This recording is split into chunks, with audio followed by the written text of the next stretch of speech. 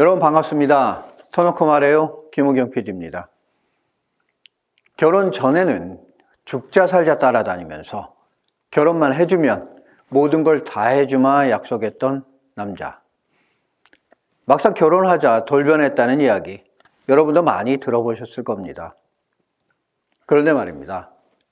결혼하자마자 돌변해도 좀 적당히 돌변해야지 너무 돌변했다는 이야기입니다.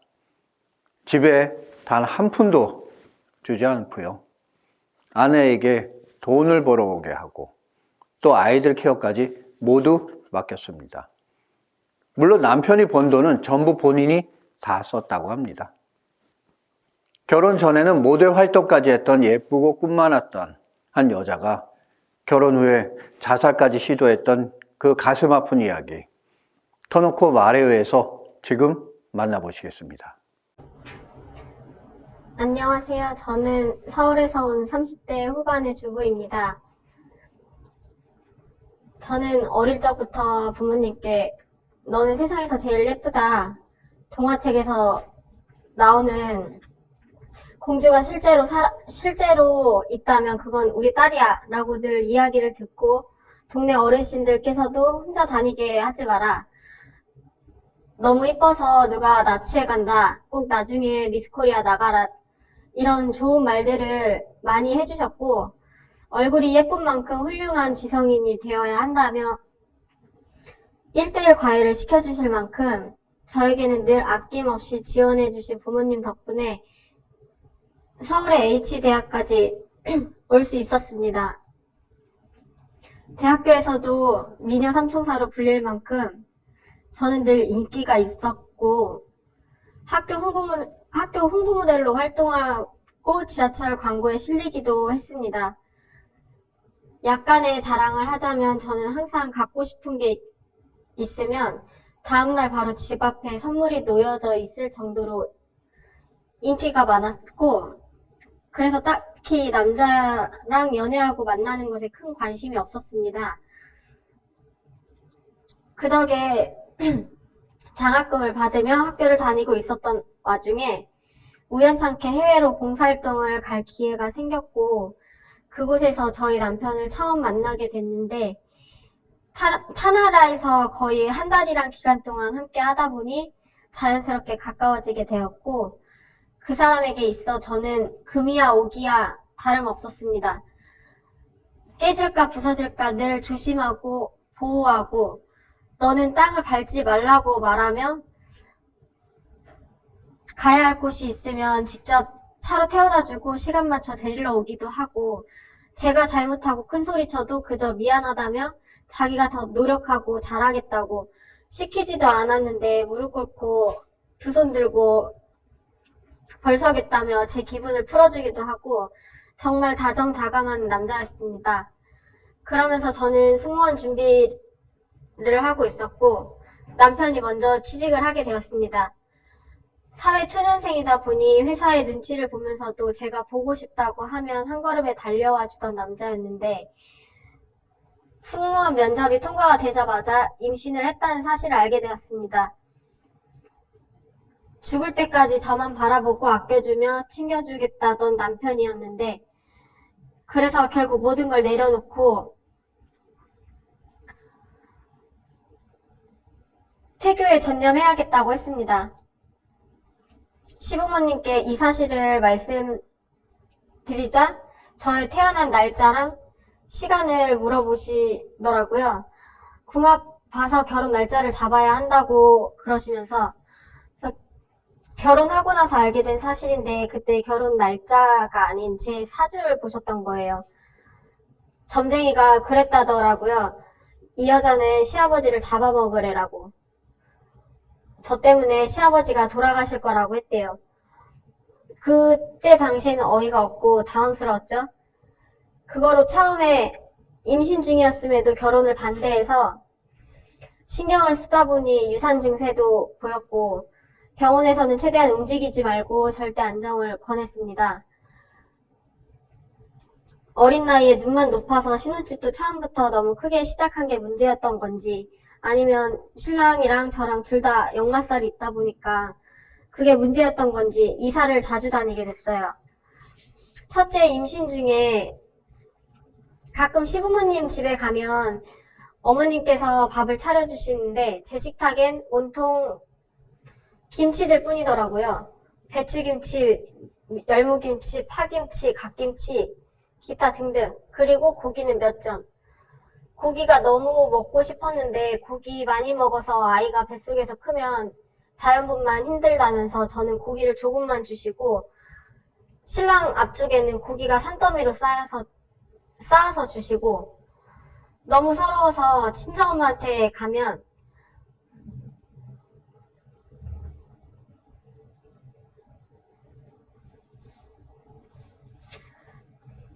걸신 들린 사람처럼 고기만 잔뜩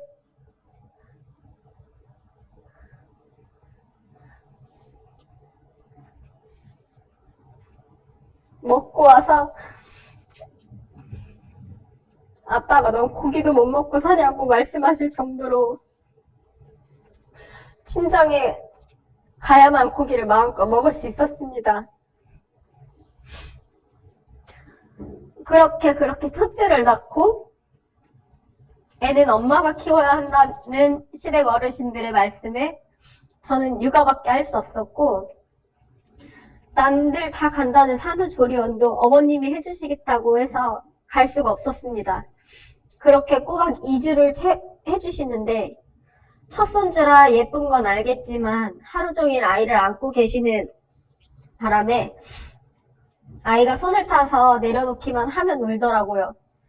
밤엔 아이 케어하느라 잠을 제대로 못 자고 낮엔 어머님 오셔서 집 청소하시고 설거지하시고 그러면서 너는 방에 들어가서 쉬라고 말씀하시는데 제가 쉬는 게 아니더라고요.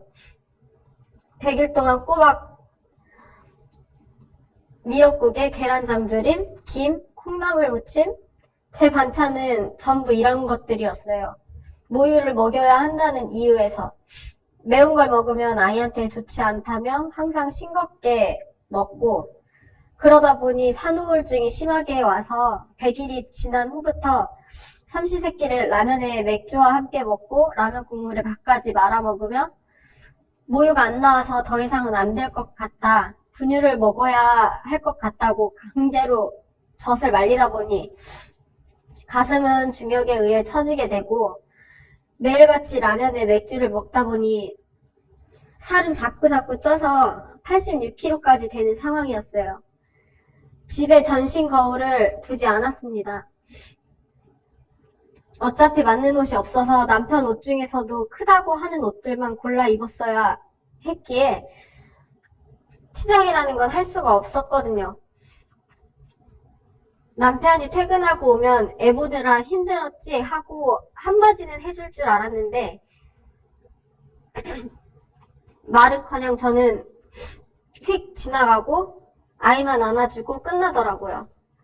서운했지만 그게 당연한 줄 알았습니다. 그렇게 하루하루를 보내며 말도 안 통하는 아이와 하루 종일 지내다 보니 나중엔 창문을 쳐다보며 이 우는 아이를 집어 던지고 나도 같이 뛰어내릴까 하는 생각을 하게 되더라고요. 애써 정신줄 붙잡아가며 하루는 분위기 좀 내보겠다고 아이를 빨리 재워놓고 신랑 옆으로 다가갔습니다. 밀더라고요. 왜 우리 오랜만에 하고 얘기하는데 한마디 하더라고요. 야, 너랑 하면 나 깔려 죽을 것 같아. 그리고 좀 씻어라. 냄새나. 신내나. 아이가 분유 먹고 트름 시키는 과정에서 토하고 그걸 반복하다 보니 씻어도 냄새가 빠지질 않았나 봐요. 그게 정말 서럽더라고요. 그날 밤새 아이를 붙잡고 울다가 다음날 도저히 이대로는 안 되겠다. 왕년에 잘 나가던 그 시절로 다시 돌아가야겠다 싶어서 홈쇼핑에서 나오는 운동기구들도 사고 100만 원이 넘는 다이어트 약도 사게 됐어요. 약도 안 맞았고 피곤하고 그러다 보니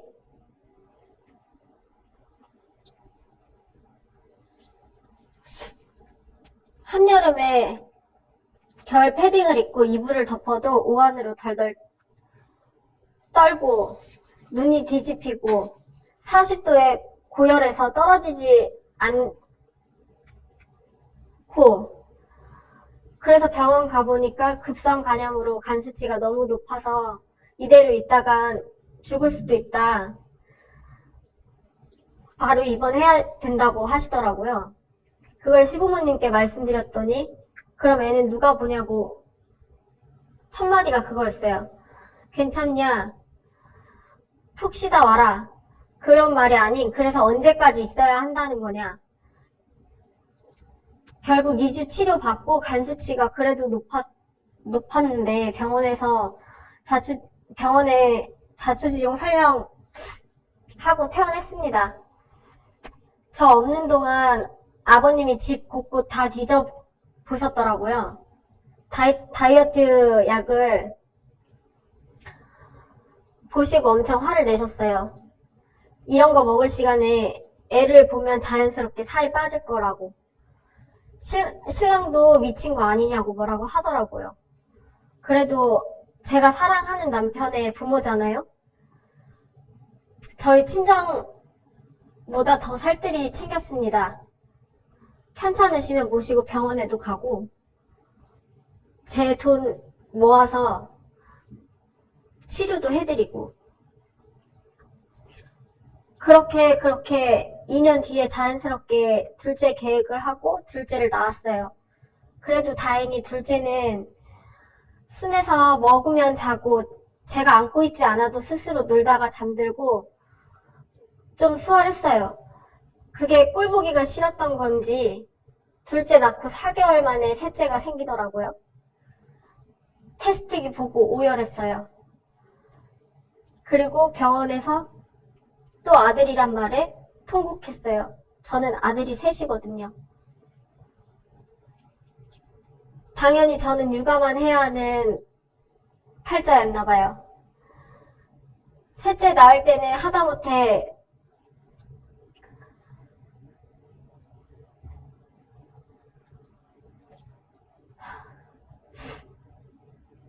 아이가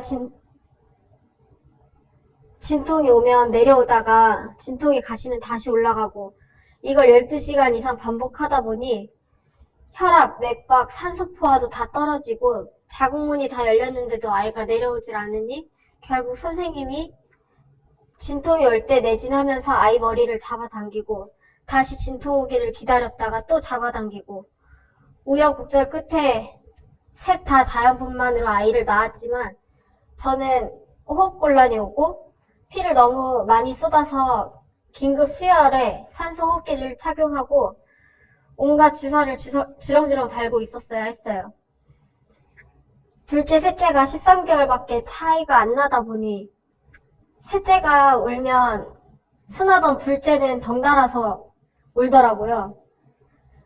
앞뒤로 아이들을 안고 업고 어르고 달래며 첫째랑 놀아주고 집안일하고,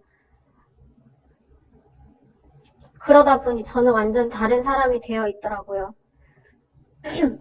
여자가 아닌 그냥 애엄마로. 신랑이 저를 부를 때 항상 호칭은 야 뚱땡이였습니다. 애들 셋을 보려면 어떻게든 먹어서 체력을 길렀어야 했거든요. 그래서 살이 안 빠지더라고요. 뭐 남들처럼 자기야, 여보야 이런 거 없어요. 야 아니면 뚱땡. 남편 위로 형이 하나 있는데 형이 저희보다 1년 늦게 결혼을 했어요. 저희가 애가 생겨서 먼저 결혼하는 바람에 형네가 밀려났는데 저는 늘 시댁에 가면 비교 대상이더라고요. 형님은 잘 나가는 K은행의 팀장인데 너는 앞으로 무슨 일을 할 거냐며. 저는 한 번도 명절 당일에 친정에 간 적이 없습니다. 아버님 쪽 큰 집 가서 차례 지내고 어머님 쪽에도 가야 된다고 하셔서 그게 당연하다고 생각하고 살아왔는데, 주변에 물어보니 그런 게 어딨냐고 그러더라고요. 그때 알았어요. 명절 당일에 친정에 가는 거구나. 그래서 한 번은 말씀드렸더니 이모님께 전화가 오더라고요. 며느리면 와서 설거지도 하고 해야지 어디 친정 간다는 소리를 하냐고. 다음날 가라고. 그래서 명절 당일에 한 번도 친정을 가지 못했고, 친정 부모님은 딸 힘들까봐 결국 다음에 오고 너 집 가서 쉬라고 걱정하시더라고요.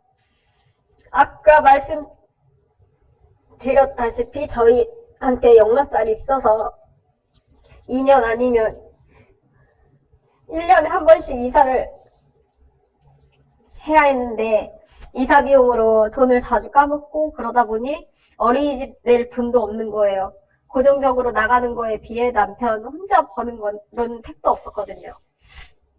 그리고 본인이 버는 돈을 왜 네가 관리하려고 드냐며 경제권을 주지 않아서 돈이 어디로 나가는지도 모르고 커피 한 잔을 마셔도 그냥 집에서 타먹지 뭘 나가서 사먹냐고 핀잔을 주고, 그래서 부업으로 박스 접는 일에서 10만 원도 안 되는 돈으로 애들 옷 사주고 간식 사 먹이고, 애는 무조건 엄마가 봐야 한다며 저한테 그렇게 말씀하시고, 저희 형님한테는 평생 직장인이 그만두지 말고 친정 부모님께 부탁하거나 도우미를 쓰라고 하시더라고요. 본인들이 지원해주겠다고. 어쩔 수 없이 아침 7시부터 2시까지 알바하고 2시부터 어린이집에서 애들 데리고 와서 간식 먹이고 저녁 먹이고 재울 준비까지 하고 나면 남편 새끼 퇴근해서 또 밥 차려주고 치우고 나면 9시고 1시간 자고 바로 새벽 알바로 음료 배달을 새벽 5시까지 하고, 비 오는 날은 우산, 우비 소용이 없더라고요. 짐 들고 빨리빨리 다녀야 했기에 끝나고 나면 그냥 물에 빠진 생쥐꼴이더라고요. 씻고 나면 바로 7시 알바 갈 시간이고, 우리 애들을 위해서 이 약물고 참았습니다. 그러다 한 번은 너무 무서워서 12시쯤 남편한테 전화했어요. 너무 무서운데 여기 뭐 아파트 돌 때까지만 통화 좀 해주면 안 되겠냐. 여기 가로등이 없어서 그러니까 통화 좀 해달라고. 친구들과 게임하느라 그냥 핸드폰 책상 위에 두고 게임하는 소리가 들리더라고요. 제가 아무리 말을 해도 대꾸가 없었어요. 저라면 그렇게 끔찍히도 아끼던 사람이 결혼한 순간부터 돌변한 게 참 무섭더라고요. 뭐 때문에 이렇게 살고 있지? 나 왜 이러고 있지? 그 생각에 저를 내려놓게 됐어요. 모든 걸 다 그냥 내려놓고 다 일도 때려치고 죽을 결심을 했어요. 아이들 예쁘게 단장시켜서 어린이집 보내고 집 깨끗하게 치워놓고 오랜만에 예쁘게 화장도 하고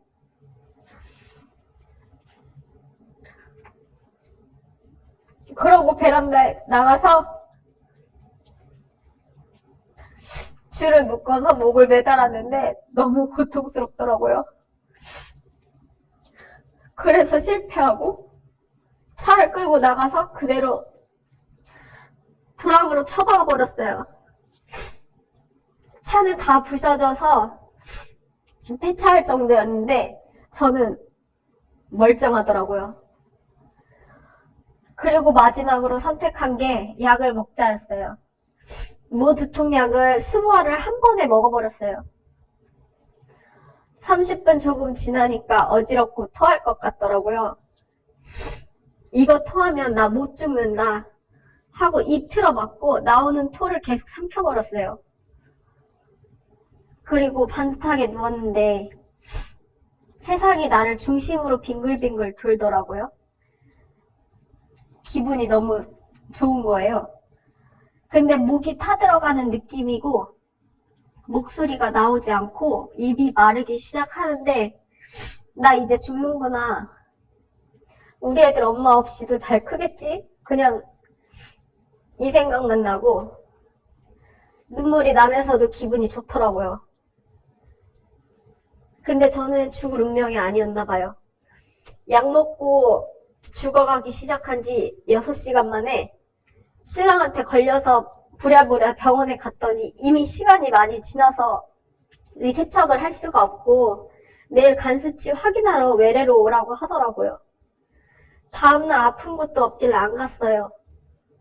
그렇게 저는 약 20알도 소화시키는 독한 년이었더라고요. 어느 순간부터 남편이 회식하고 들어왔을 때 제가 원하지 않을 때 어쩔 수 없이 해야 하는 의무가 돼 있었고 이대로는 안 되겠다 싶어서 짐을 싸서 집을 나가버렸어요. 시댁에서 전화가 오더라고요. 네가 나가면 애들은 누가 키우냐? 너 아니면 시어머니 누가 돌보냐? 남자들이 원래 그렇다. 나도 다 겪어봐서 안다. 네가 참고 살아라. 하는데 왜요? 그러고 싫다고 그랬어요. 근데 수중에 돈도 없고 남편이 친정이랑 시댁에 다 전화를 해놨었더라고요. 그 소리 듣고 그래도 핏줄이 최고라고 제 동생이 20만 원 보내주면서 술 한잔 털어놓고 아무 생각하지 말고 자라 하는데 고맙고 누나로서 못난 모습 보여서 미안하고 그렇게 며칠을 방황하는데 어린이집에서 선생님한테 애들 사진을 받았어요. 가관이더라고요. 내복은 옷 밖으로 다 빠져나와 있었고 머리는 까치집 짓고 누가 봐도 엄마 없는 아이들이라는 게 티가 나더라고요. 그렇게 저는 아이들을 빌미로 발목 잡혀 다시 집으로 들어갔어요. 처음엔 미안하다, 앞으로 온 가정일에 도와주고 그러겠다던 사람이 원래 사람은 쉽게 안 변한다고 딱 일주일 가더라고요. 그렇게 4년을 버티고 이제는 첫째가 곧 있으면 중학생이 돼요. 아직 부모인 제 시선으로 볼 땐 그 아이가 항상 아기지만